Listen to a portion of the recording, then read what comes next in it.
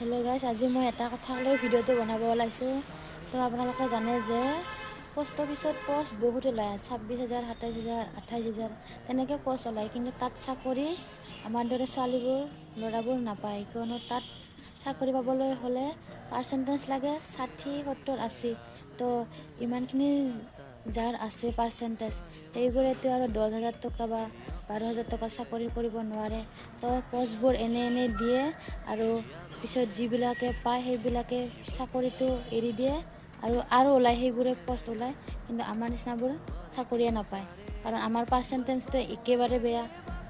কোনোবা যদি 40-50 এনেকুৱা পাৰ্চেণ্টেজতো ইয়াত চাকৰি নিদিয়ে। আৰু ইমান সৰু পোষ্ট এটাত কিয়নো ইমান পাৰ্চেণ্টেজ দিব লগা হয়, আৰু যিবিলাকে পায় সেইবিলাকে চাকৰি এৰি গুচি যায়। কাৰণ ইমানখিনি পাৰ্চেণ্টেজ লৈ যদি সৰু চাকৰি এটা কৰিব নেকি, তো সিহঁতেতো ডাঙৰেই বিচাৰিব ন।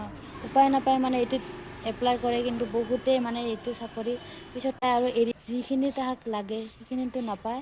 আমাৰ নিচিনাবোৰক দিয়ক না, আমিবোৰতো তেনেকুৱা চাকৰি হ'লেও কৰি যাম, ভাল চাকৰি কৰিব, আমাৰ পাৰ্চেণ্টেজ নাই। তো এনেকুৱা এটা হ'লেও হৈ যায়। কিন্তু যিবিলাকে বেছি পাৰ্চেণ্ট